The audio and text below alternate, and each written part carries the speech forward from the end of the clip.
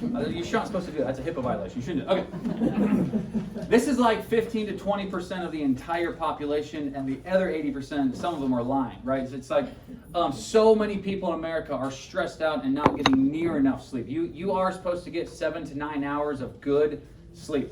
And the reality is that is very, very unlikely in our culture. One, because we work so darn hard, and then we're so stressed. The amount of stress in our culture is absolutely insane. So, lack of sleep simply equals disease, dis-ease in your body. So when you think of, okay, so what does a lack of sleep cause? It's not one thing, because when you're sleeping, that's when you're healing. So if you're not sleeping, you're not healing. So if you're not healing, then what diseases are you going to get? Any and all of them. You guys understand that, though? So take the seriousness of that and recognize that you need to... The answers to this... Did everybody get this now? Yeah. If I need to print more or copy more, we can do that. So you are already, by being here, you're enrolled in the 30-day challenge. Okay? Does everybody know that? Yeah. This stuff right here is just some lifestyle modification things sometimes, and it's being diligent and disciplined to work on those lifestyle things. Because when you look at what a lack of sleep causes, it's dis-ease in your body, and it's all of them. So it doesn't matter, heart disease, diabetes, cancer, high blood pressure, stroke, obesity, just a lack of healing in general means that you need to put the effort into making sure that you're sleeping properly. Hi, Willow. Are those organic snacks? Yes. I was seeing if I had to throw away another kid's snacks and make them cry again. Okay. This was in the newsletter. Did everybody read the newsletter, right? What are all these seats empty right here? Okay, that's fine, whatever. Our Christmas tree is really throwing us off. Okay. So these are just signs that you need better sleep, and I don't think I necessarily need to go through these, because your blood pressure starts to rise, you're unable to focus because when you're not sleeping, you're stressed out, which means you're not actually taking in and putting that information into your gray matter, so you're not able to focus, you're not able to remember things, so you start, it's like everybody does this sometimes, but some of y'all literally never remember why you walked into the room. It's like, why did I come in here to get, it's like, if that starts happening more frequently, we've got to get you sleeping better. Frequent coughs and colds, you sleep late on weekends. Some of us just cannot wait to get to the weekend just so that we can sleep. That's a sign that you need to focus and prioritize your sleep throughout the entire week. Your blood sugar is creeping up, you can't shed pounds, so if you've hit plateaus and you're really confused and you truly have tried all the stuff and you're doing high intensity workouts and stop sugar and all the things and it's still just nothing, more than likely you are not sleeping, which means your body isn't repairing and your hormones are off. Consume caffeine daily. There are so many people that will argue till they're red in the face and be like, no, caffeine is good for you. It's necessary for you. You have no need for daily consumption of caffeine. There's no actual need for it. You like it and you'll fight for it. I get that. But you don't need it. Does that make sense? Okay. So if you consume it constantly, that's a drug, and you're probably just addicted to it. And anything that you're addicted to, whether it be caffeine, alcohol, sugar, working out, you actually should fast from those things because it's an addiction, and you need to prove to yourself that you're not actually addicted. Addictions can be good, healthy things, but if it's an addiction, you're still in an unhealthy place. Stop hitting the snooze. I had a person here once, and they were like, I just can't, they hit the snooze 8 times every morning. So they'd set their alarm like 45 minutes early so that they could hit the snooze 8 times. And it was like, why? Just get up. Has everybody heard of the 5, 4, 3, 2, 1 principle? So if you're lying in bed, you go 5, 4, 3, 2, 1, and you just throw the covers off, get out of bed, and it only sucks for about 8 seconds, and then you're perfectly fine. You're up. You're like, it's just a temporary period of time that doesn't feel good, but if you just do it, then it's over, and then you don't have to hit snooze anymore, okay? I just saved so many of your lives right there. If you're irritable and moody, that's why I had spouses come. Okay, this is our restorative process. So really, really, truly, I'm actually going to... Yeah, okay, so I'm hoping that this actually works.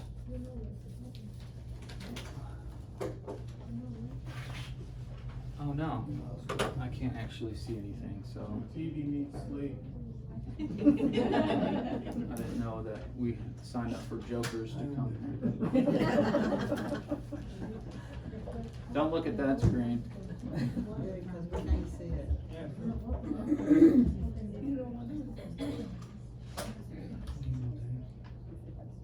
Okay, I wanted to pay attention to this because I'm really hoping the sound works. But this is literally explaining how your brain detoxes at night. And if we're not sleeping, then you're not getting heavy metals out of your brain. You're not getting biotoxins out of your brain. So literally, when you hit those deep sleeps, it is detoxing your brain. And it's so powerful. So all the worry and the worry and the worry and the stress that you have, that you build up these amyloid proteins in your brain all day. And at sleep, that's when your brain detoxes all of them out. So, seriously?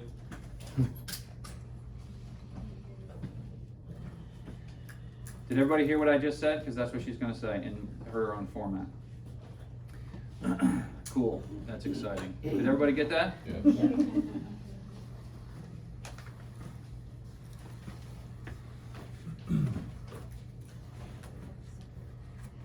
So, really, truly, all day we're accumulating toxins into our neural tissue. And these amyloid, these beta amyloid proteins stop, they're like sticky substances that block neuronal transmission. So the transmission from neuron to neuron. And at night, that's when your body relinquishes those things. It detoxes all the biotoxins, the molds, the heavy metals that get lodged in there. That's what detoxes it, but it's at different stages of sleep. So this is called your glymphatic flow. Your glymphatic with a G, glymphatic flow, not your lymphatic system, your glymphatic flow. That's actually what detoxes your brain at night while you're sleeping. But we need the entire circadian rhythm. We need the entire nighttime sleeping pattern where, so many people, they make fun of me because I try to go to sleep at 8:30, okay? And I'm like, I'm going to live way longer than you if you don't start following this also. So, because you guys are going to sleep at 10 and you're like, watching things until 11 and you're like, oh, but the show, it just kept going. 12, and you're missing all the good brain detoxification sleep. So my brain's detoxing and you're filling it with just loads of Hollywood, which just is not going to work. Okay, so what causes sleep? Dr. Liz is going to take over and get this thing going. Okay, so does everybody know that the warning light on your dash, like think of the warning light. So you've got ways to manage the warning light. What is the best way to manage the warning light? Not hit them. Brilliant. Well, prevention, come on. I wasn't even going there. Prevention is even better. Doing your routine maintenance, making sure that you're doing everything so the warning light never actually comes on. Would it be a smart thing if I went to the mechanic and I said, well, I want your cheapest and easiest fix. He pulls out a roll of duct tape and said, well, this one's covered by your insurance, and slaps a piece of duct tape on that check engine light and says, now you're good to go. What would you say? Again, you'd be like, that it's so stupid. You're like, that would never actually happen, right? You'd never go to a mechanic and they'd say duct tape is your cheapest and easiest fix. They know better. They would be fired instantly. Although some of you do, you just drive around for, you think you could get away with it for 3 months, 6 months, maybe more than that. And you're like, I was that person. I would drive around for a really long time when I was younger, still under my parents' guidance. And then all of a sudden I'd tell them, yeah, Dad, it's been on. Well, how long? A while, right? And it's like, it's irresponsible. And if all we're gonna do is cover up a check engine light, like we know that it's going to cause problems down the line. And the problem with sleep, we typically look at a sleeping problem and we think the sleeping problem is the problem. But the sleeping problem is simply the warning light. It's simply telling you there is an underlying issue, condition, cause of this. The sleeping problem is just the result. It's just the check engine light. And if all we do is cover up the sleeping problem with Ambien or CBD or essential oils or melatonin, that's all the time. Like if you just, but it's natural. It's like, I don't care if it's natural. All you're doing is covering up the symptom. You're just covering up the warning sign. And so we're gonna go through what is the cause, like what does cause sleeping problems over time. Because if you can get to the cause of the problem, that's how you actually isolate. What do I need to do about it so you're not just covering it up? But this is what you need to understand is the difference between, so you have your sympathetic nerve system and your parasympathetic nerve system. You remember learning this in like high school? Yep. And then we tend to forget it. You're like, no, that was a long time ago. Sympathetic is like your fight or flight. And your parasympathetic is, it's called rest and digest. Like your parasympathetic is what you want active at night so that you can rest, you can digest your food, you can do all the things in a restful state. Most of us are operating though under a sympathetic dominant state. So imagine this, imagine we go to the zoo. They have a couple tigers that look very much like this. They're usually not growling, they're actually quite peaceful. They're probably sedated or just miserable because they live in a zoo. That's another topic. But so if this tiger, you go to the zoo and this thing gets out, what happens? Like instantly, if you come face to face with that tiger, what are you gonna do? Like you have two options. Your body can either, you can fight, you can flight. So either option, what is going to happen? So you're gonna be face to face with that tiger, and so your blood pressure, what happens to your blood pressure? Goes up. Is that a good thing or a bad thing? Brilliant thing. Like it's absolutely 100% necessary for your blood pressure to go up because that's what's going to pump blood to all the vital organs. Your heart, everything needs oxygen. Like everything, so you need your limbs to work faster, your reflexes to work faster, all that has to work faster under a fight or flight response. So your blood pressure goes up. What would you think of a doctor who came along and said, well, here, your blood pressure is high, and so we're just going to give you a pill to cover that up so that the blood pressure isn't so high, but you're running from a tiger. What would you think? Like, no, that doesn't make any sense because the blood pressure is high for a reason. You have to figure out why is it high. Also, if you're running for a tiger, so what else is going to happen? So so suddenly you can't think right. Like, have you ever seen somebody who's like just spastic, stressed out, totally, and it's like they can't think, they can't remember their schedule, they can't, like, do you need to remember your schedule or where you need to be for lunch if you're running from a tiger? Like, no, it's not important because the fight or flight response in a dominant state is, your memory is shut down, your digestive tract, do you need to worry about digesting your lunch if you're running from a tiger? Like, no, your GI system shuts down. Do you need to worry about going to sleep?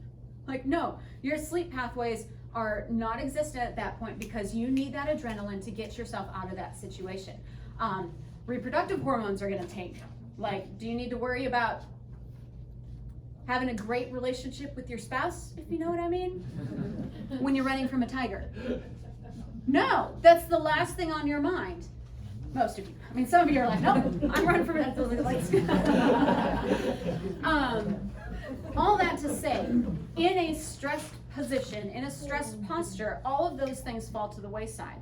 Your thyroid hormones are going to shut down, your adrenaline is going to be up, and in that stress response, if you continue to operate that way, you're not going to sleep, you're not going to digest your food, you're not going to do any of those things. And obviously none of us are running from a tiger, but you can think through your day, like what are your stresses in your life and are they ongoing? Like your work, your job, your family. Like you might not be able to get rid of your family, right? But there are things that you can do to restore, repair relationships. Like that might need to be done. The reason you might not be sleeping at night is because you and your spouse have had a falling out months ago and you're still operating on that stress response. Like, I don't know, everybody's a little bit different when it comes especially to the emotional baggage, but what we do know is that stuff is directly linked to how well your body stays in either stress or rest and digest. So you need to be focusing on what do I need to do to restore that parasympathetic nerve system so that you can sleep, so that you can digest, so that all that stuff starts to come into alignment. And this is fun. This is a very simple thing, but if you lived how you were designed, like God's the ultimate creator, very brilliant in his design, and if you did everything you were supposed to do, you'd sleep. Like, simple as that. There would not be sleeping problems. And so if you're one that says, well, but Dr. Liz, I do everything you said, what am I probably gonna say to you? Like, yeah, I'd be like, no, you don't, because I don't do it. He was like, are you gonna help with this? And I was like, I don't sleep. Okay, I have a 4-year-old and a 2-year-old, like, or almost 2-year-old. I was like, I'm up every single night, multiple times a night. I'm like, I don't do everything that I'm supposed to do. So if somebody comes up and says, I do absolutely everything, I will challenge you. I will say, I don't think you do everything.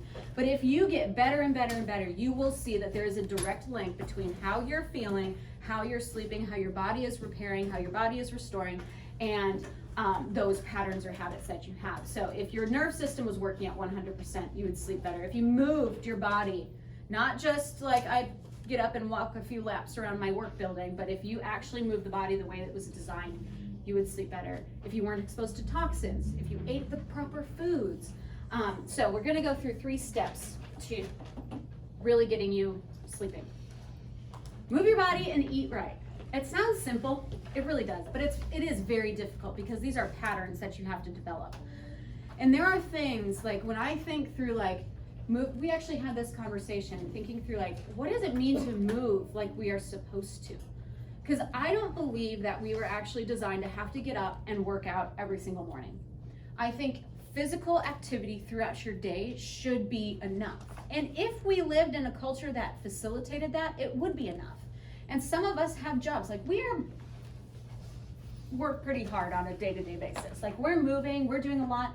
And I find myself like, I'm like, okay, that's still not enough movement throughout a daytime.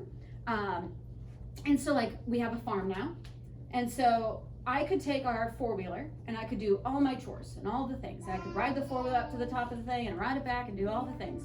Or I could choose to get out of my house, put my boots on, take the water bucket, walk it up to the field, walk it back. Like that's physical activity. And if you're doing that and you're working all day long, you're moving, you're doing different activities, that's the way the human body is designed. When you look at cultures that live to 120 years old, like you look at the blue zones, the cultures that actually have this down, they're moving. They don't get up and do 40 burpees in the morning. They get up and they walk uphill to go see their friends. They socialize, they drink wine, they do things, they eat pasta in some of these places, but yet they still live longer than us because they aren't sedentary.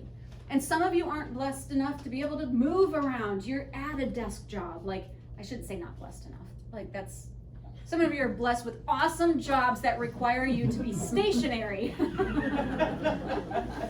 That's a wrong verbiage. Like, and so that might be the reality where you cannot get up and move and do all the things because you are there for 8 hours, but you can do something. You can take your wobble cushion, you can keep your spine mobile, you can keep moving on a regular basis, and then you may have to devote some extra time throughout your day or your weekend, because there's usually 5 work days, and so you have the whole weekend to go out and go hiking, go do things, go be active, to use those energy stores and to get your body moving, because movement is a requirement for a healthy lifestyle. Like, it's not a negotiable. It's not like the 5 essentials are not good ideas. They are essential for health, is movement. And if you do work out, and I encourage you to do that, because most of us, like I said, aren't hiking up mountains to go farm things and do all the things. Like, most of us are sedentary throughout the day. You have to do extra activity, and the best time to do that is in the morning. Like, to get the best sleep, it's not a good idea to work out and get yourself into a stress response, like pumping iron or running or doing whatever at 7:30 at night.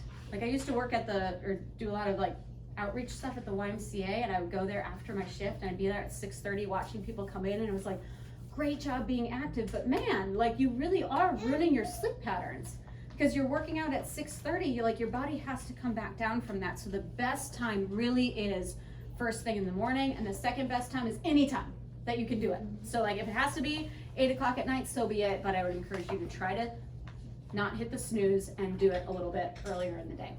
Eating right. This is what I'm going to hit on, because obviously nutrition, this is not a nutrition workshop. We could spend 3 hours on just nutrition. I'm going to talk about the late night snacking. Like, your food intake ideally should be done 2 hours before you go to bed. So if you want to go to bed at 8:30, 6:30 should be the cutoff. 10 o'clock, 8 o'clock should be the cutoff. That might not work. Like, some nights we get home and it's 7:30 at night and we want to go to bed early. And so it might not work in the ideal situation to eat 2 hours before bedtime. But if you're going to eat closer to bedtime, foods that are higher in melatonin are a good option. So that's protein, avocados, and yogurt are some of the best things for that. And which actually is perfect because that's what like my daughter is made out of, is like yogurt and the whey protein that we have, or the bone broth one. But we just dump a little scoop of that protein powder in plain grass-fed whole milk yogurt, whether it be Greek or just regular whole milk yogurt, and mix that in. It makes it taste like chocolate. It's delicious, and that's what she eats actually for breakfast, but also if we have to have a snack at night. Adding some avocado in there, you probably won't taste it. I mean, some of you will because you're picky at this point, but you won't be forever the more healthy choices that you make. But melatonin-rich foods would be a good idea if you have to eat a late lunch. And then, or dinner. A lot of times we don't do full meals either. The other thing I'll encourage is that like you might get home late, like tonight, you're gonna go home late. You don't have to have a 3-course meal. You don't have to have the meat, the potatoes, all of the stuff. Like we'll do vegetable wraps a lot where we just take romaine, we chop up some vegetables, whatever we've got in the fridge. It might be peppers or onions, and like make a wrap, and that's vegetable wraps are what we have many nights. And a lot of times we post pictures of our like super awesome meals that we make, and other times it's like, look, it's vegetables tonight. It doesn't always have to be fancy, but you do want to make sure that you're not eating really big meals right before you go to sleep, or you're going to destroy your even chance of getting a good night's sleep. And you know this, because how do you feel if you eat Thanksgiving dinner, like, and you try to go to bed even 2 or 3 hours later? Like, it's just not possible. So, no late night snacks. I'm gonna hit on this. I did this like a workshop or 2 ago. I'm not gonna call anybody out, but think in your head, raise your hand, don't actually raise your hand, if you still eat ice cream before bed. Like, check yourself. Like, it was a very, like, I grew up, I don't know, it wasn't probably every night, but it was a regular thing. It's like, okay, we had dinner, we're digesting our food, and then we had ice cream before bed, or other types of desserts or whatever it might be. Like, no sugary sweets before bedtime. Why did that even become a thing? Like, do not eat things like ice cream, fruit juices, anything super high in refined carbs or sugars right before bedtime. Like that is, it's a very similar effect to the body as alcohol has, which actually I'll skip forward one slide and then I'll go back to caffeine. Another reason I thought it was funny was that I got this section was because I'm like, oh, I love my coffee and I have to talk about caffeine. Alcohol has, so it's an insulin spiker. It spikes your glycemic index. So drinking alcohol right before night is also going to have a very similar effect on the body as sugar. So whether you're having ice cream or whatever it is, or a bunch of wine before bed, like that is going to give you that insulin spike. And so if you're waking up around 2:30 or 3 in the morning, because what happens is your sugar goes up and then it crashes. And so if it happens throughout the day, like you can manage that. But if you're waking up in the middle of the night feeling like that groggy, almost like hangover feeling, but you didn't drink, that's probably a sugar high and then crash. And that's what gives you that, and it usually wakes you up then. And so if you're feeling that real, like, then you have to check, like, okay, what am I eating before bed? Sometimes it's helpful to do a food log for 2 weeks. Write down everything that you ate, breakfast, lunch, dinner, and snacking, especially before bed. And you might isolate some patterns, and it's like, hey, you know what? I am drinking a lot of fruit juices, or I did have a few beers or wine or whatever it might be. And you can isolate some of those problems that might be showing up. But limiting alcohol consumption before bed would be a good idea if you're waking up and you're having those like groggy feelings, especially around that 2 to 3 time period. So Dr. Mark talked a bit about this, but caffeine, I mean, it really is a drug. If you find that you need a pick-me-up throughout the day, this is probably your problem. If you find, it's funny, I have a few, people don't want their caffeine intake questioned. I've had another recent falling out with a young gal because I said, well, how much soda do you drink? And it was like, can you believe she wants to take away my Dr. Pepper? And it's like, I don't want to take away anything from you, but I want you to really understand what is the cause of the problem. And caffeine, we underestimate. Just because you have a little bit throughout the day or you didn't change how much you have drank on a week-to-week basis. Like, it's a drug, and so your body becomes dependent, and if you change the amount that you have, whether it be more or less, your body will respond. And many times it's a headache, it's twitching. Like, I had another person who was like, why is my eye twitching? And I was like, let's talk caffeine. Like, you probably need to go through a caffeine detox. And so monitoring that, recognizing how much caffeine do you take in throughout a day is important, very important, whether you have sleep problems or not. One thing, like, I drink coffee every morning. I'll be honest about that, and I'm probably not gonna give it up anytime soon. I get really good coffee, so Purity coffee is a great, like, low acid, no mycotoxins or molds, like, it's a very clean coffee, but I always mix it half and half. Like, I never do full caffeine. I started that when I was pregnant with my first. I just lowered the caffeine intake, and I never added it back in, because, like, so just maybe that's your first step, is like, well, let's mix and do half calf. Or just do caffeine right in the morning. Like, that's the best time, just like a workout. Like, if you're gonna do caffeine, right in the morning, and then you're done. No more, okay, I need to pick me up at lunch, or I drink like, drinking coffee at night, like, people are like, caffeine doesn't affect me. I was like, yes, it does. It does. It does, even if you don't think it, because you're used to it. Do I see some heads? Like, oh, that's mean. It does affect you, even if you don't recognize it right now. So these are all things that we can all get better at, and I know that because I don't do them perfectly.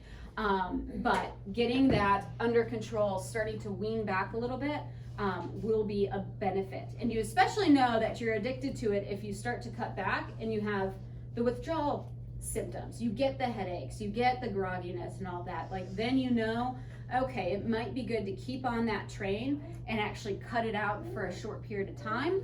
Some people never add it back in, but at least starting to bring that down will be a good idea. A grand idea. All right. Have we talked about working out? Nope. Okay. Are you sure? Can we skip it?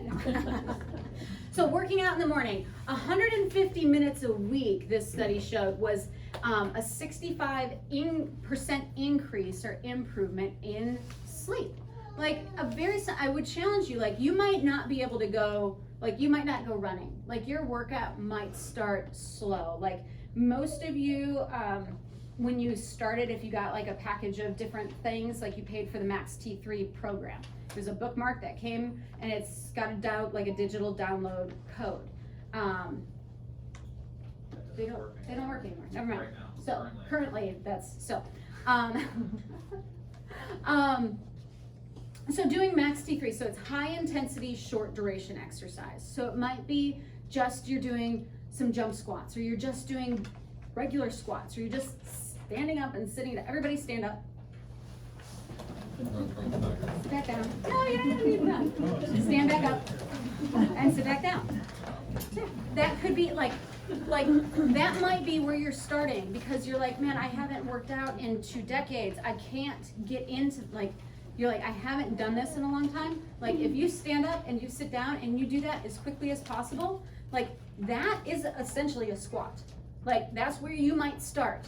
And then you graduate to, all right, now I can actually do the squat. And then I can start to actually jump with it. And so you move up. Like, you might want to get a personal trainer. You might want to go to a gym.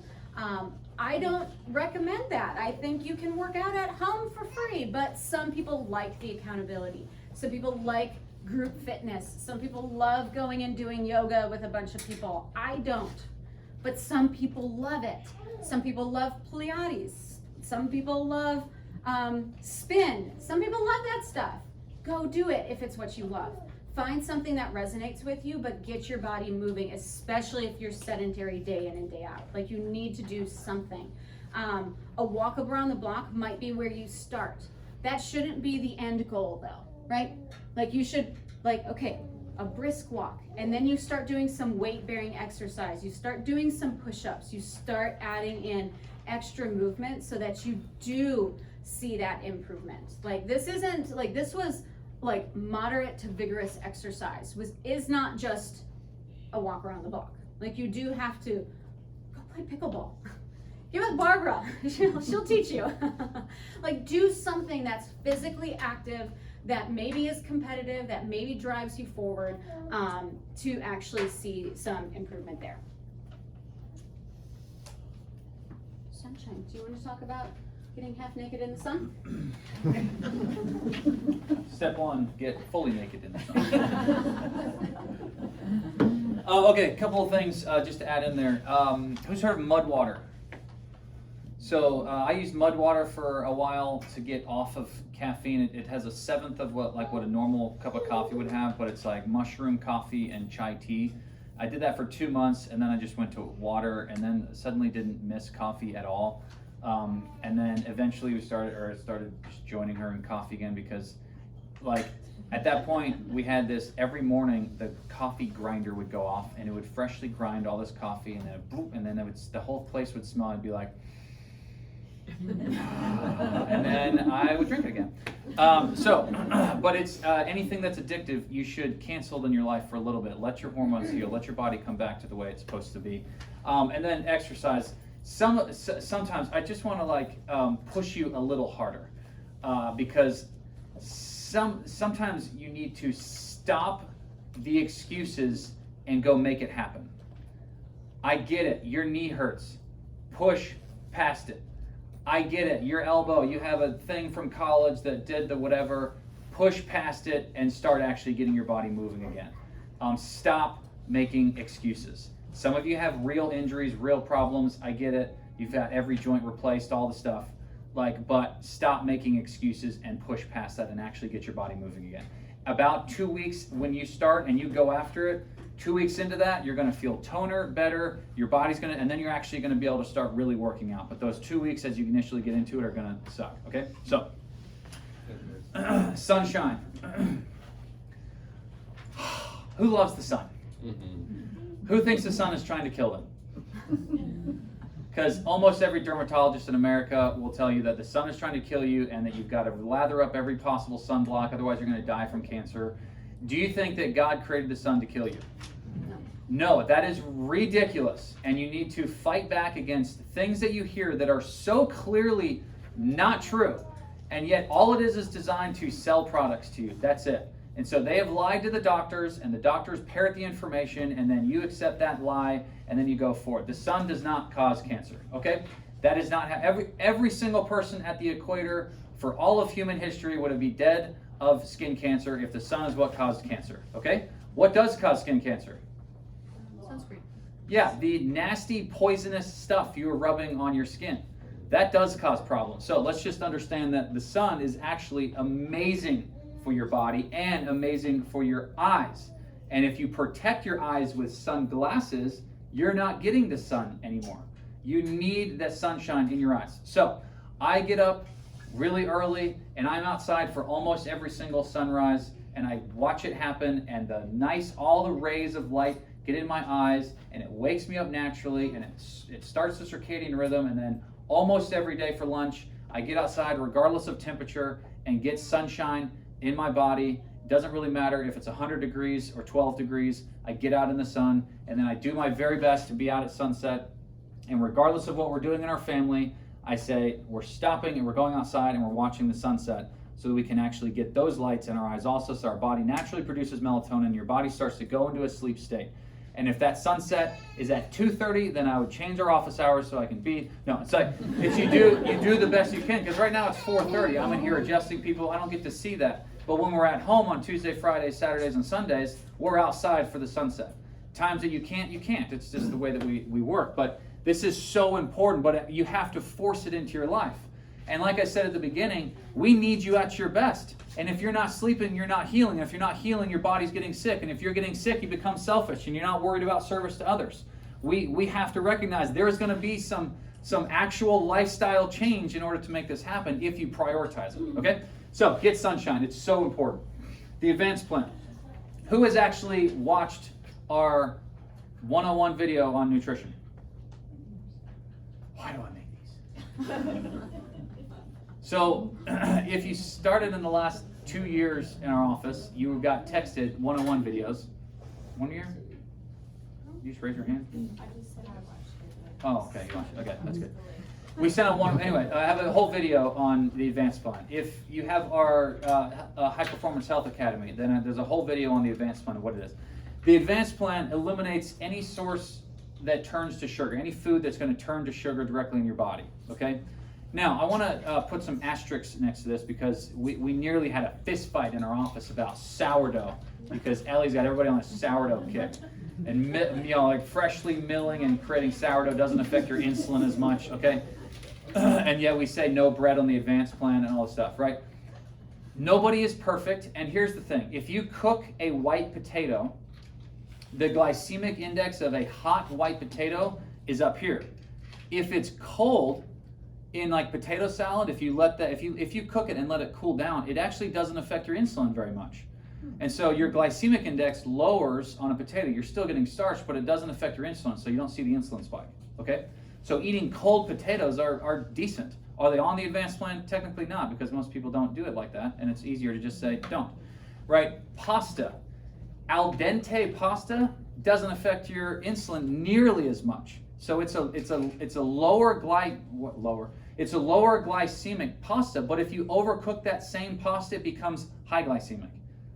Right, so when you eat it like they do in Italy, which is almost all al dente, they're not having those massive sources of fluctuation. Bread is very, very similar. So yes, freshly milled sourdough bread isn't going to affect your insulin as much.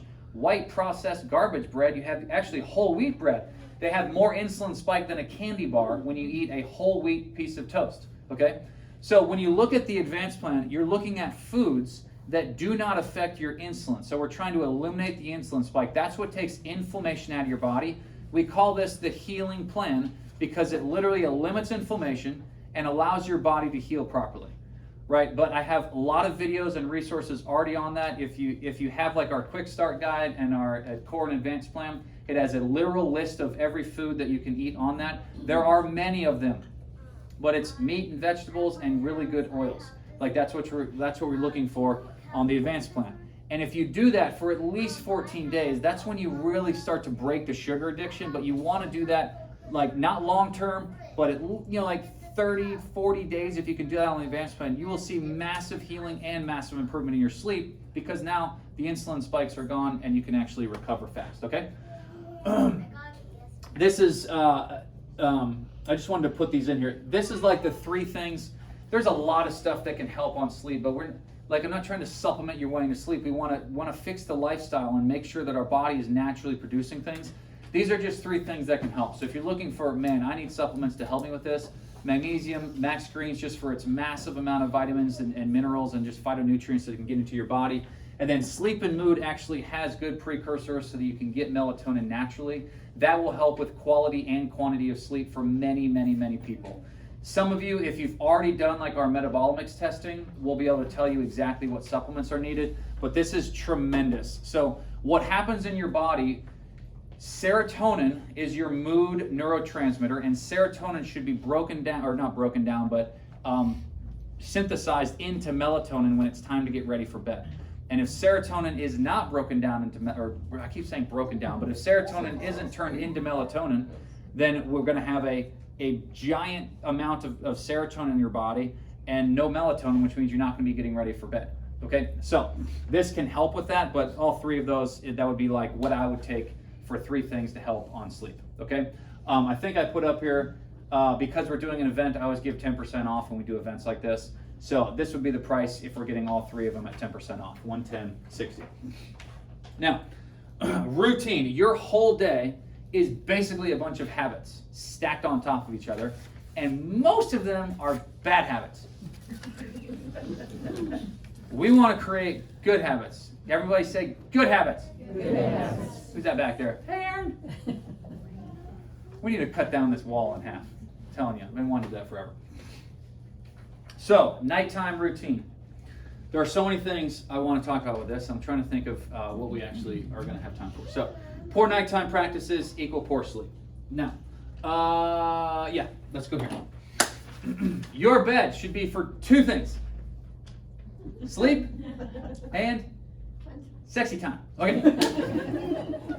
If you're using your bed as a workstation, a phone station, What other things do you do there? Watching TV. I don't know if you have TV in your bedroom. Who has a TV in their bedroom? Oh, okay. It's just so easy because then your eyes. Anyway, your bed. So what fires together, wires together. The moment you lay in bed, your brain should know this is where I go to sleep, and those boom, and then you go to sleep. Okay. Or it should go the other route and be like, ooh, this is exciting. Okay. If you lay in bed and your brain doesn't know what it's supposed to do, if it's supposed to start working, if it's, it's like, so setting the mood is also separating out. That bed is for sleeping, and you need to train your mind that the only thing that happens in there is sleep. And so that's part of setting the mood, is making sure that you're not working in that space, okay? Dimming lights an hour before bed. Our kids are really crazy around this time, right? And so I've gotten pretty good at, like, okay, it's time to, and all of our main lights go off, and like the soft glow lamps and stuff come on, and we dim things down, and like we have all these those what are they, the little lights in here. Yeah, the salt ones. So like the salt night light things in there, we have those all over the place. And so there's just enough light to be able to still like do stuff, but it's boom, our voices change. It's now, okay, so now we're just getting ready. We're still playing, we're still hanging out, we're still doing matching games, all that stuff, but it's like we're calming. It's like dim lights. And right now, Everest my oldest has decided that Dad is no longer in charge of light switches. And so I'll go turn it off because she knows then, oh man, it's time for getting ready for bed. And so now she'll run over and turn it back on. Like, don't you dare! So, but it's like, boom, turn off distractions. That's when zero technology happens. The loud games, the loud things in your house, they go off. Your phone, like all the notifications, get your phone out of there and plugged into some weird thing. It's like, keep it quiet, slow down, read a book. Don't read a good book though. Read like kind of a more boring biography type book or something like that. If you're reading a really good book that you're all into, right, it's like, oh my gosh, I need to read the next. I need to know what happens to Christopher. Oh my goodness, I hope they love each other. I don't know. Oh my goodness, there's another girl. We gotta go. And it's like, and then your brain is all like into the other thing, right? And so then you can't go to sleep because you're still thinking about like, I wonder what happens to Christopher. Like, is he gonna get stabbed? Like, what's gonna happen? So like, you've got to read a little bit more of a boring book, something that might be educational, but something that's decently boring. That's a better nighttime read, okay? And then really create the routine. Every person is going to have a different routine because, quite frankly, we all have completely different schedules.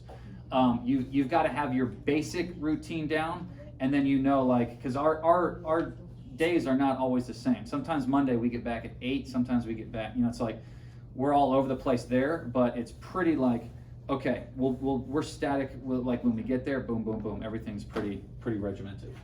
And I'm really good at this, by the way. Like if let's say we're watching something in the evening, it's like, no, pause. We're done with that. It's and then it's just like, doesn't matter where it is. If it's like the climax of the movie, sorry, it's time to get ready for bed.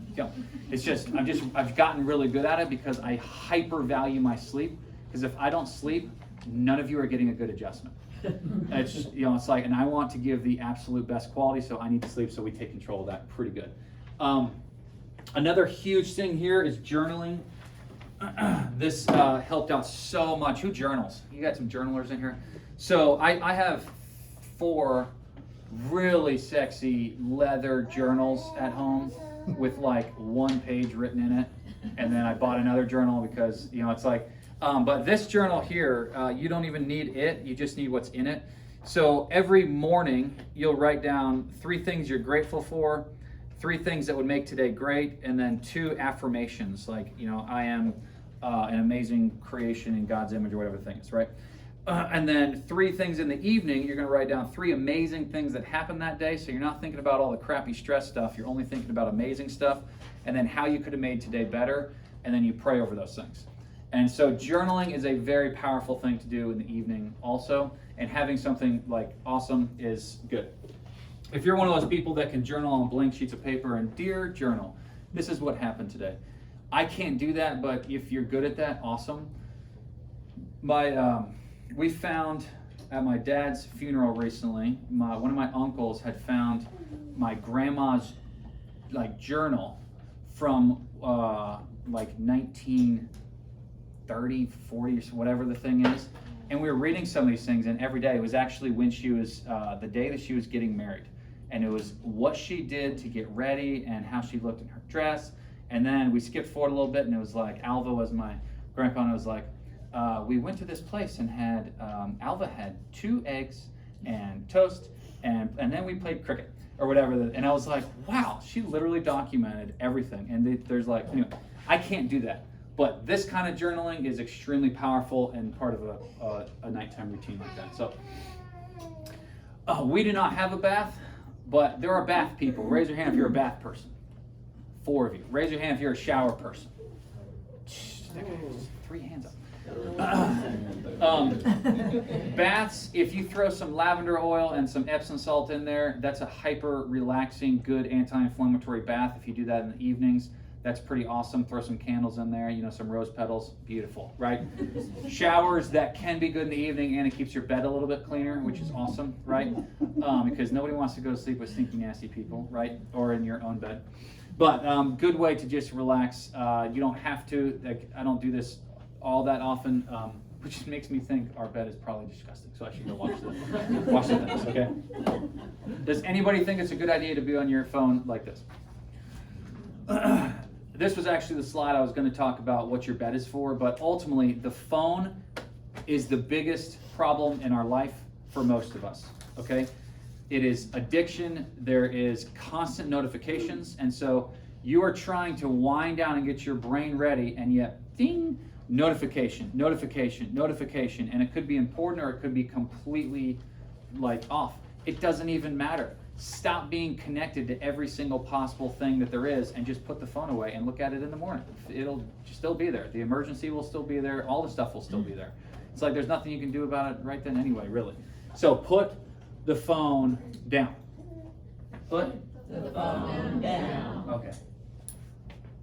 Who's shopping right now in bed at night? Laying there on your side shopping. Everybody's pointing at you. Okay.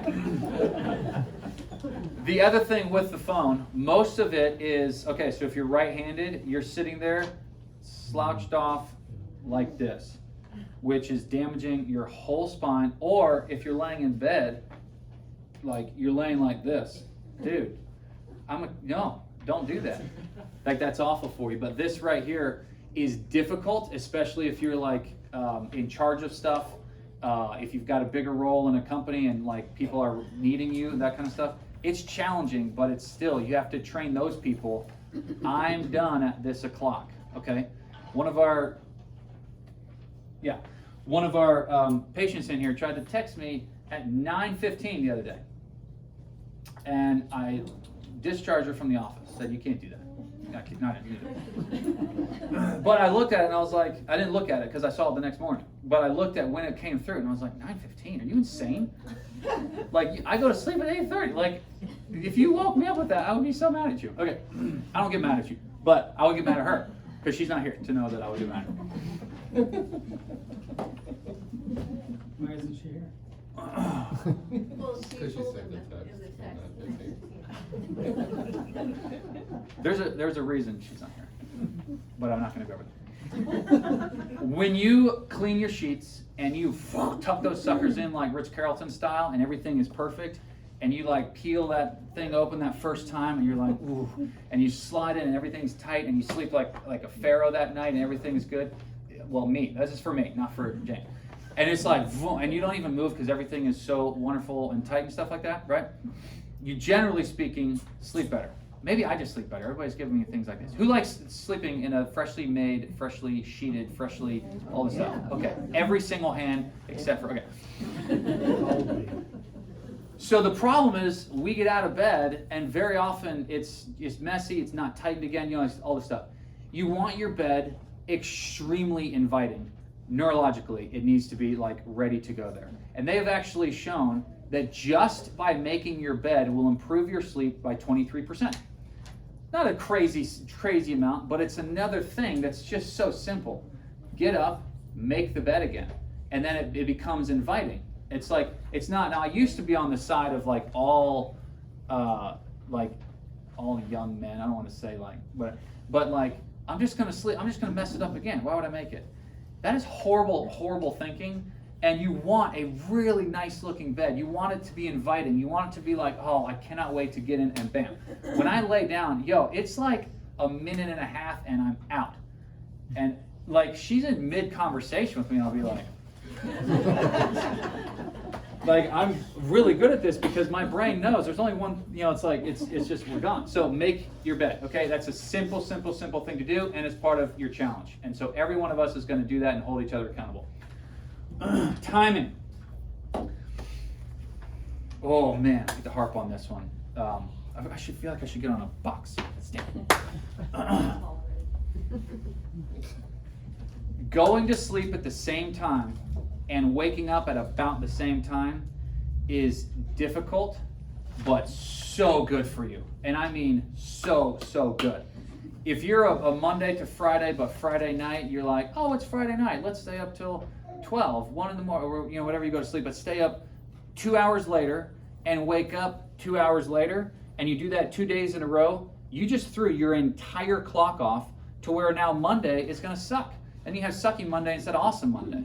Right, Mondays are no different. If you just simply go to sleep at the same time and wake up at the same time, like, it doesn't matter to me what day it is and what I have going on. I go to sleep at 8:30 to 9 and I wake up at 5 or 4:45. It's like this, my window is very, very slim. And so I wear this Oura ring, which is on your thing. Oura ring. And it checks like all my stuff, and it will give me readouts for the entire year with a little clock of fans of like, you went to sleep at this time and you woke up at this time. And it's like, boom, like the whole year. It doesn't matter if it's vacation. It's still, my schedule is just the exact same. It's just, that's how you create a circadian rhythm. And then you're good with that. And then it doesn't feel like you're waking up early anymore. It's just, you just wake up and you start your day and you start doing your stuff. But getting this consistent timing down, that's called discipline at first. And then it becomes the only natural thing that feels good. You don't want to sleep in then because you're awake, you're ready to go, you're rejuvenated. Your brain is through all the toxins and now you're ready to go for an amazing day. If you're waking up groggy, you probably didn't detox your brain very well. You didn't get the good sleep that you're looking for. The other awesome thing with this is, man, it lets you see, because this isn't my wedding ring, by the way. I don't wear, well, okay, whatever. My Oura ring is my wedding ring now. But this is a little computer, okay? So it doesn't like emit a bunch of stuff unless I turn it on my app and then it downloads into my phone or whatever. But I can see I had a certain, like, let's say a cheat food, and you will see it in my sleep patterns that night, and you can watch it happen. So normally I lay down and I'm telling you, literally in minutes I'm in deep sleep, and from, let's say 9 to 11:30, I am in very deep sleep. And then we go and shift into light and REM sleep the rest of the night. And I've got some crazy dreams because I've like trained my brain to do this kind of stuff, okay? But this allows you to track it. So let's say you have alcohol that night, man, it throws sleep off entirely. If you have a bigger meal that night, I don't go into deep sleep at all, and I stay in a light stage sleep, and I wake up more that night. And so I can see like what lifestyle behaviors give me really good sleep versus crappy sleep. And so you start modifying your life and see what actually works for you. That's the joy of something like this. The other side is that it's really annoying to have everything tracked, because I know if I slept good and I know if I slept bad. But I also like seeing like, okay, so why? What did I do? Because events like this, there's no way I lay down and go to sleep. I have to tone down and like, okay, keep it regimented. Already went over that. Monday morning blues. This is very challenging for a lot of people. Who's like angry at me for even considering that you should do this on a consistent basis? Who loves sleeping in on weekends? Every day's a weekend. Oh, this is actually, okay, so this is really good. This is actually really good. So let me talk specifically to like retired. It's almost, if you don't have scheduled things in, it's almost harder to get up and going, get your body going, because it's like there's nothing to do that day. That's why vacation sometimes it's like, well, there's nothing to do, let's just relax and whatever. there's peace in that, but it's also, man, if you don't even like get up and like get your clothes on and like go see people, that's what can very quickly lead into bad stuff. So just making sure that you have hobbies and timelines set, I think that's actually still really, really powerful.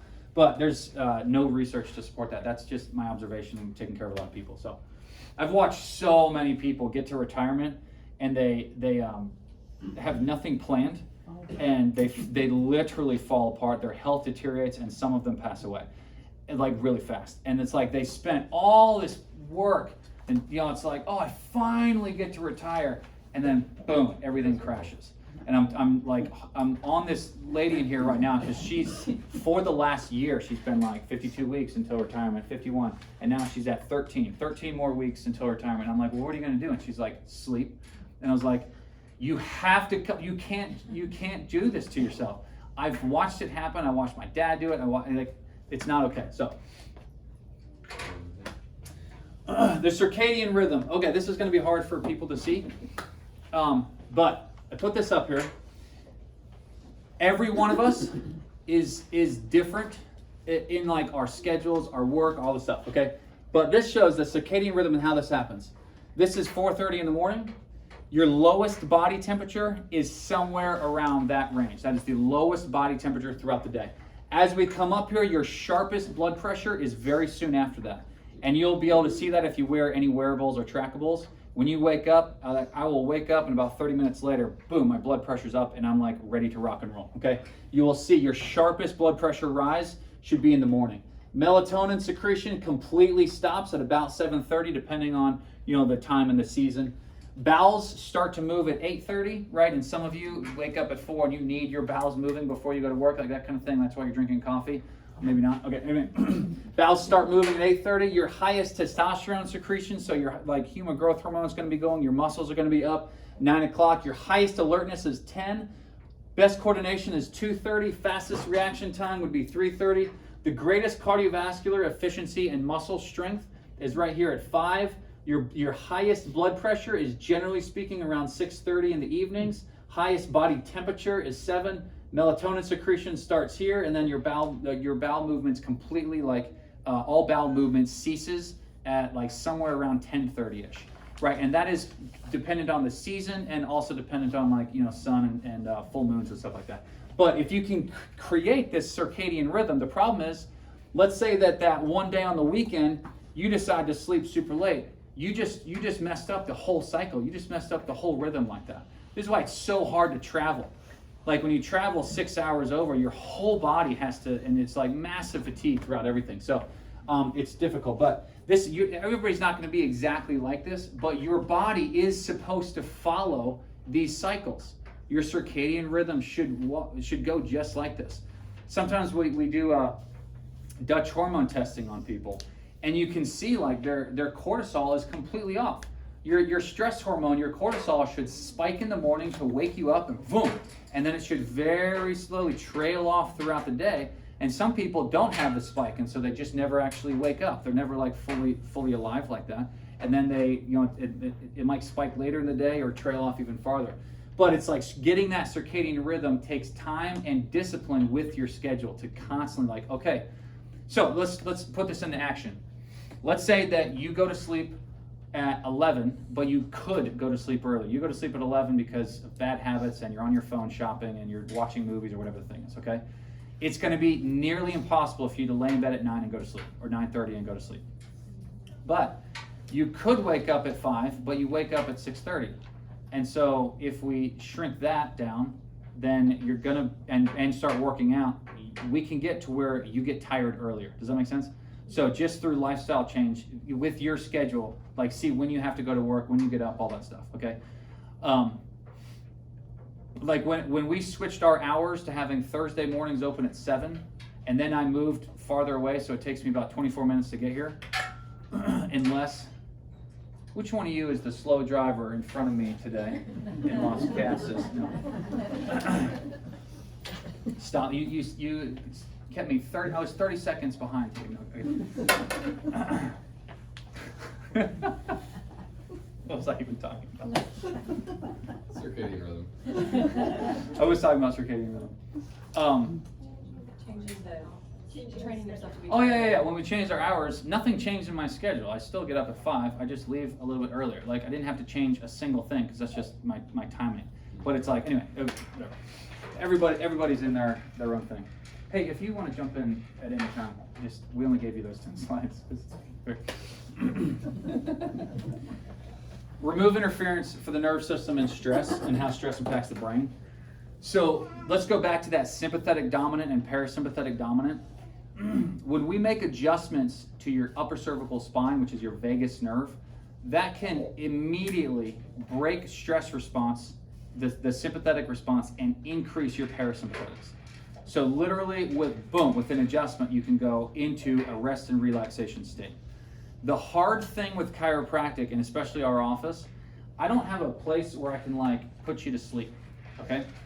So you get adjusted, go into a parasympathetic resting state, and then you get back in your car and you get cut off and you miss the light and somebody honks at you or whatever, and you're back into a stress response. And that's really, really difficult because you don't get the full experience of an adjustment. When you marry a chiropractor, you get to get adjusted right before you go to sleep, which is awesome, okay? So, for all you single people, marry chiropractors. Okay. But when you look at the stress effect on brain, it literally, like, your brain is in this stress response. And what happens with stress is the spinal cord itself lengthens and twists. That's what creates the fight or flight response. Okay, so that tiger comes out, boom, your spinal cord lengthens and twists. If it stays there, so let's say that fight or flight response is your job, and then your marriage isn't super great, and then your kids yell at you or don't text you back, and then somebody honks at you, and nobody likes your social media post, and so it's like, boom, boom, boom, boom, boom, stress load. What happens over the chronic time, so days and days and days and weeks and years, you get these adhesions on the spinal cord, and it locks you into a stress response. And so once these adhesions happen, now, and this is actually, if you look at your x-rays, you will know where these are because it shows you with arthritis. So the areas in your spine that have arthritis, that's where there are adhesions to the spinal cord. So now, when you go to the beach and you're in a state of near complete relaxation, physiologically, you're still in a stress response. And so you're trying to recover and break stresses, but you're still here. And one of the glories of chiropractic is that it is the best way to break dural adhesions in the spinal cord and get movement and life back into the spine. The reason we do a lot of home care and traction and wobble and try to get things moving and motion again is to help with that. So if we can break the adhesion and get life and motion back in there, your body can stay in a parasympathetic state for longer periods of time. That's, a lot of people call that holding. I don't really think about it as holding versus not holding. It's just the longer you can stay in parasympathetic, the more healing that will actually happen for you. But specifically with sleeping, man, amazing. One of the first things we see with in chiropractic is I started sleeping better. And now some of you are dealing with deep sleep problems, and so you'll do all this and you'll still have issues. Let's talk about that. Let's talk. This is nothing about the slide. Let's get into the next realm up here, okay? Because spiritual stresses are inhibiting your sleep and your healing. And sometimes you just haven't thought about it, haven't even looked at it, haven't even glanced into your life about what to do with these things. When you are not right with God, you're not right with yourself, or you're not right with other people, your body will not heal and will not sleep properly, and there will be deep issues there. And like, this is way outside of my pay grade, but ultimately, as a follower of Jesus, I know just in my faith alone that your body can heal from these, but you sometimes need to dig so deep into your psyche and realize, man, God, what in the world am I holding on to? Why aren't I okay? Because there's some deep spiritual stuff there. Sometimes you need to go off camping by yourself or some cabin by yourself and just ask the question over and over and over, God, show me what is holding me back from healing. And he will show you, but you've got it. Like, if somebody's just not healing, not sleeping, there is something deeper going on inside of you, and sometimes we don't know until you finally release it, okay? So there are massive spiritual stresses in your life. We're fighting spiritual battles, and you cannot fight spiritual battles with earthly problems. You can't supplement your way out of a spiritual problem. You guys understand this. You are a mind, body, and spirit. We have to have health in all areas for you to actually experience what God has for you. So That is such a powerful, powerful thing. I don't have slides for that though, except for maybe this one. So instead of focusing on your stress, focus on where do I need to create peace and how do I create that peace. That's where journaling can come in and really help you identify how do I create that peace in my life. This is a crucial step that it's not something that you just like, oh, Dr. Mark told me to do this. No, you need to figure out in your life, okay, what creates peace for me, right? Hiking may be the worst thing ever for you, yet it creates so much peace in my heart. And don't take this the wrong way, wife, E. But if I do it alone, if I hike with my kids, that is the anti, it's like, oh my gosh, child. The other time we went hiking, my daughter just went like this. And wouldn't move. And like, if I touch her in that state, whoa, it'll be like demons coming out, like, whoa, It's crazy what happens. And so when I hike alone, I am at peace in a state that I can't even describe to you. When I hike with, it's like, it's a different experience with other people. You understand what I'm saying there? So, but you got to find what creates peace in your own life. Okay, so if journaling does it, if reading does it, if putting your feet in a bath alone in the corner and like, whatever your thing is, like, you got to find what creates peace for you. Okay. Sometimes you actually need to, maybe you're not really good at prayer or you don't even know Jesus. You need, like, getting on your knees, actually on your knees, like on your actual knees and your arms in the air or on the ground and just calling out to God. Being on your knees is a very powerful place of submission, and that is where a lot of powerful stuff can happen. But if you're, it's like there's extreme power in that. So, okay, this is going to be fun. Who sleeps like the soldier? Okay. What about the starfish? A lot of people like that have arm numbness when they wake up. Doc, my arm goes numb. Do you sleep like this? The log. I don't know how you sleep on your arms like this, but who does this? Nobody? Nobody sleeps like a log? All spouses are just pointing at the yearner. It's just pretty close to me sometimes. Yeah. The fetus. Who sleeps like a fetus? Just so you know, the fetus is the worst one on here. Because when you're in a fetal position here, your nerve system is as stretched as it can be, and that's not good for your hips either. The free faller, they're on their stomach, so they're on their stomach like this. Does that look like it would be good for you? Okay. So let's talk sleep positions and what to wear to sleep. Okay. So, sleep positions. I was reading something actually. 38% of people, 54% of people sleep on their back. 38% were side sleepers and 7% were stomach. I think that was like the research from 2017. I don't know if that's true or not, but that's what I was looking at. The reason we give you sleep rolls, do we give them to you to like hit your kids with? Do we give them to you for your dogs to chew up? Why do we give you sleep rolls in our home care kits? Sleep. To sleep on, okay? Now, it's difficult to do this at first. It took me 6 months to get used to these, but there's a big roll that goes here and a little roll that goes here, and if you can get to where your head is like this with your head back on the actual mattress in that position and sleep quite a few hours, you will get amazing, deep sleep, okay? Now that takes a lot of work and a lot of trying, okay? Oh, poor Maddie. Now, the next best position would be on your left side, okay? In some capacity, whatever that looks like for you, okay, it's hard to do this up here. I was gonna bring a table and your left side, if your stomach is empty, right, because the stomach position, the stomach acid is going to push over here and won't create like acid reflux type symptoms. Sometimes if you're on your right side, the acid will work its way up and that can create burning if you have bad acid reflux, okay? But when we're on this side, it's actually better for organ drainage, better for stomach acid. It's a better side to sleep on. When you're on your right side, especially, actually, if you have a full stomach, it actually is a little bit better because it will go through the pyloric sphincter a little bit better. But the other best is however you sleep, honestly. Okay, whatever's going to get you the best sleep. So if you can do it on your back, that's the best with rolls because it supports the nerve system. If you can be on your left side, awesome. The other position is however you can actually get good sleep, okay? So find the positions that work for you. Sometimes when you're on your side, if you tuck something right up under here, that'll lift up on your pelvis a little bit and make you more comfortable. I would suggest having something here to support, because if you're on your side and you're completely folding, that can end up with numbness and tingling and kind of hurt your spine. So you do need like a pillow or something to keep your chest up. I don't know. So if you're like us, we might get in bed, snuggle for like 3.5 minutes, right? And then it's like, get away from me, you fiery furnace. Like, oh my gosh. And then I go over here and I go to sleep in my own little section, okay? It's crazy. This thing. It's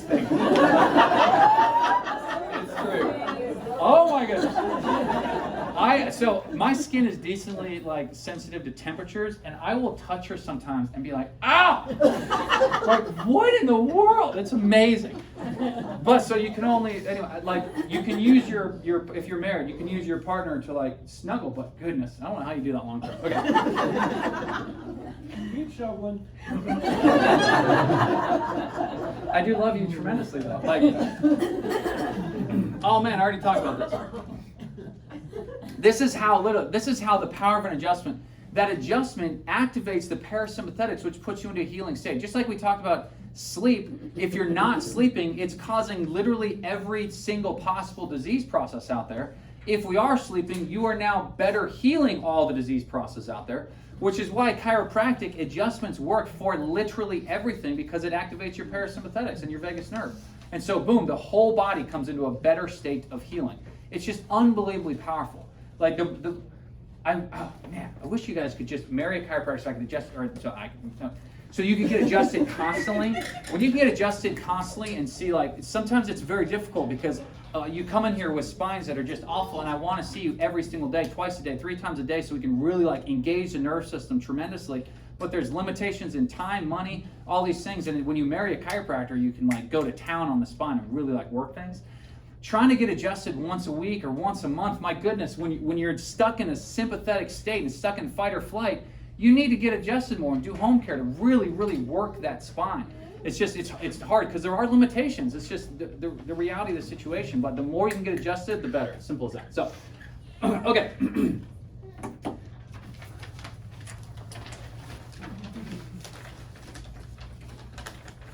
The bottom section, that's what I want to go through with you real quick, because this is powerful. These are all things that can help out to protect your house that are known to cause sleep problems that might be also affecting your sleep. Okay, dirty electricity. The electrical wiring of buildings and houses, if the electrical current is not, I think it's like 50 hertz or 60 hertz, if there's dirty electricity, it's all the different frequencies that happen. And you can check it with things like this. So you can do it with a green wave thing, or this is like a Stetzer unit. So you plug it into the outlet and see what actually pops up, okay? It should be between like 20 and 50, should be like the normal Stetzer gauge, or like the electrical gauge. If it's really, really elevated, you can use things like this, which go in and basically, I don't know what the word is for it, distract or take, or it normalizes the current. Okay, I'm not an electrician, but stabilizes it. What did you say? Condition. Okay, it conditions it. So it conditions it, and you'll literally watch it come back down. And I'm telling you, I have been putting off buying stuff for this office for I don't know how long. The amount of money I spent on our own house to make sure it is like a extremely peaceful place is insane. But now I realized I come in here and I'm like in death trap zone because I've got an x-ray machine, all this stuff happening. And when we checked our outlets in here, they were like 20 times, 30 times the limit that it should be, probably because of all of the equipment, and then like we're in a building like this. So anyway, around our outlets now, you see all of these. And so we brought all the dirty electricity out of our office, but you can get these for your house also, and they have like home bundles and whatnot. You can do with that. That will help on dirty electricity because that directly affects the DNA of your body, which is pretty wild because you can't see it and yet is directly affecting your DNA and your brain, okay? The other thing on here, EMF blockers. I'm sure there are many. At home, we have key shields. In my backpack, I have a key shield. We also have like an entire home defense system. These are Aries Tech, but these are called LifeTune. So in here, this is like an EMF blocker. So it brings in all the nasty electromagnetic frequency waves, brings it in here, and I don't think it's actually conditioning. I think this is actually distracting. But this thing right here will block 139 feet worth of EMFs. So now we keep this in our office, so every time you're in here, you are now getting protected from EMFs, okay? These things, you can get ones that go with you, so you can put them on your pets, you can wear them, you can do whatever. It's pretty easy, and it's actually like the research with this is pretty powerful. This is one that you stick on your laptop, your tablets, devices. You literally just stick it on there, and so that'll be like the length of I think it's like only 5 feet, but it's on the device itself, so that'll like actually protect the device. And then the zone one, so this can go like in your wallet, in your purse. You can keep it in your pocket, you can do whatever, but like it doesn't have to be out and facing a specific direction to kill EMFs. The research is actually pretty awesome. There's a lot of peer-reviewed research on this specific company here. So that's what we've been using, and now I have it in our office to like save your life. Okay? You're welcome. Thank you, Dr. Margaret. This is what we use for air. Okay, so let's just talk air in your home. In the day, it's hotter. Air pollutants, pollens, bacteria, viruses, all the nasty stuff, that's all your skin cells and stuff, like all the stuff that causes dust and whatnot, is more floating because it's hotter air, okay? At night, the temperature cools, and those things all settle on you, okay? So if you wake up with like sneezing and allergy fits at night, and you wake up with, okay, you wake up with some weird crap going on, and you're sneezing out things, okay? Your air quality sucks. Stinks, sorry. It stinks horribly. A good air filter in your room or house is extremely, extremely important, and you should change your filters regularly, like in the whole house. But this is the unit that we use. Yes, it looks monstrosity, like a giant thing, because it is. This will do about 1,800 square feet. We have one on the bottom floor of our house and the top. It's extremely, extremely good. I love this. This is probably one of the best ones out there. This is actually from made in Switzerland, but there's 3 different filters in here: a charcoal, a something else, and then a HEPA filter. Anyway, so that's what we use at our house, and we keep that in our room, and then every once in a while I move it into different rooms around the house to like help out. So this is, yeah, man, it's so good. You want to sleep with pure air, okay? Blue light blockers. Okay, there are probably many of these. Screens are giving off a lot of different junk light, blue, green lights, all those. And what that does is tell your brain that it's time to be awake. Okay, so the morning sun and the sun are giving off those same rays, which is good. You want that. But after that, we're in a technological world, and if you're going to be on technology and screens, it's very easy to just wear stuff like this. If you have to be on Zoom calls constantly, it's very easy to wear stuff like this, and you will notice differences pretty well. These ones, these yellow lenses, these are for like your daytime technology when you're on screens. So these ones are more for evening when it's like really, really time to go to sleep. And so if you are watching a movie or something, this will change the whole picture, but ultimately it is really, really powerful, because now you're not getting any bad light, junk light into your eyes. So there's 2 different ones that we use throughout the day for stuff like that, okay? We use, these are from a company called True Dark. They have many different looking ones. I look pretty goofy in pretty much anything I put on my face, but I don't really care, so that's okay. But these are very powerful, and if you sit at a desk looking at a screen all day, invest in these things. Like anything you put into your health is an investment, because if you lose your health, you go bankrupt very rapidly, okay? The Oura Ring, I already talked about. But these are things that, a lot of these we have in the office. Like this I now keep here. So now we have better air quality here, no EMFs, and dirty electricity is gone in our office. So when you're here, You should simply be like knowing that I just put some serious money into your health for you. Okay, it's not because I work here, it's because you're coming here, okay? The challenge. This is a personal decision to go after it, all right? There's no necessarily accountability from us. You can, if you want to like text us and let us know, I'm doing it, I'm doing so good. Awesome, keep that accountability, but ultimately, this is just go after it. Here's some amazing steps that can help. If you need prayer about things that you're going through, use our new prayer and praises box. But I'm telling you, the power of prayer is insane. And if you're going through spiritual battles, that is affecting your sleep and your healing. And every Monday at 11-ish, we're praying over every single one of these cards as a team. So know that we care deeply about your healing and your health, okay? If you do this, let us know. I would like to know who's actually like committed to doing it, but there's nothing magical about it. If you want the supplements for it, you don't have to take supplements. These are just the 3 that I would do because I know that they help on the sleep side of things, okay? Anything to add? Okay. Let me leave us kind of the way that we started. Really, truly, some things that you've heard, you've probably completely dismissed as like, there's no way I'm doing that anyway. Some things are like, oh, okay, I could see myself doing that, and some things might be like, I can do that tomorrow. What I suggest is pick 1 or 2 things and like that is what I'm going to change. You might not be able to make 15 changes, but you might be able to make 1, 2, 3 things and implement them in your life like right now, okay? But going back to like we need you at your best.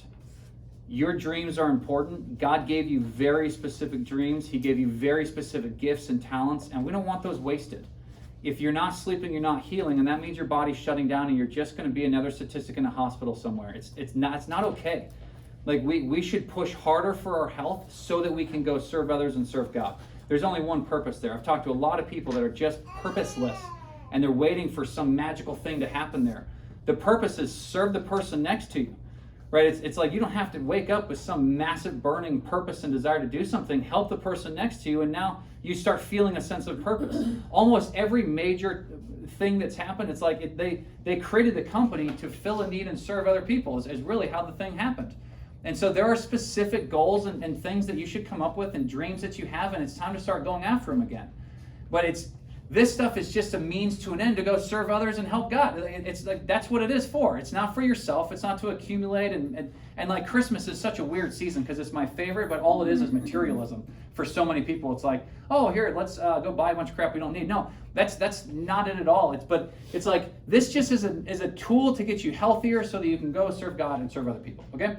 So I'm going to pray for us all, and then you're going to have a great night's sleep in 2 hours. All of you should be asleep. Oh, God, thank you so much just for the freedom that we have here to have events like this. And I just love every single person in this room. God, I just pray blessings over their life. I know that there's hurt here. There's physical hurt. There are people that just lost family members. There is hurt. People lost pets this week. God, there is so much hurt, and I know that you want the best for us. I pray that your Spirit is comforting those that are hurting. I pray that you are here healing those that need help, and I pray that every person that is struggling with sleep has the best night's sleep, but also that you bless them with amazing sleep the rest of their life. I know that you want the absolute best for us, that you are a God of good and just. Let us just see that, and just we love and praise you, and we give all glory to you. In Jesus' name, amen. Thank you. You're welcome. If anybody, okay, yeah, I don't know if we even have supplements. If you wanted the supplements, I don't think we actually have Sleep in Mood here. Let us know you want it, and we'll buy it for you. Or we'll buy it for you. We'll order it. We'll order it for you, and you can buy it.